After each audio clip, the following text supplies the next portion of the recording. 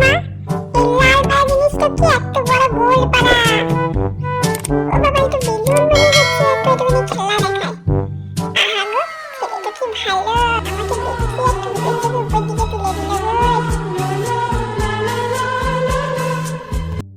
ঘরে আজকে কিছু আছে মনে হচ্ছে। না, কিছুক্ষণ আগে তদন্ত করি, তারপরে দেখি কি বটে। কিছু বুঝতেই পারছি না। আরে হচ্ছে আরেক বিড়াল, দেখো আমার সুইট তোকে কেমন করে চিপে শুয়ে আছে। মুখে ফুঁকে দিব লাই, তখন বুঝতে পারবি। যা ভেবেছিলাম একদম ঠিক তাই। ঘরে তো একটা কিছু আছেই আছে। এই যে মা বাবাটা কেক কাটছে। ও মা, মায়ের হাতে আবার ওইটা কি? হ্যাঁ, চামচ দিয়ে কেক তো কেটে দিলে গো। হায় কপাল, কলি যুগে এসে পড়েছে রে। আর হাসছে না তোমার ভাই থেকে বেঁকি বেঁকি। বললি বাবু তোদেরকে তোরা মানুষ সব করতে পারবি। আর এই যে পানিটাকে আমাকে দেখতেও পাচ্ছিস না বল, এই গপ গপিয়া গিলাই গিলাই খাচ্ছিস। আর এই তোমার আরেক খাচ্ছে না তারপর সাচ্চিনি বরাবর দেখায় দেখায়। না, ইচ্ছেই বরং একটু বলি কেকটা দিবার লিখে।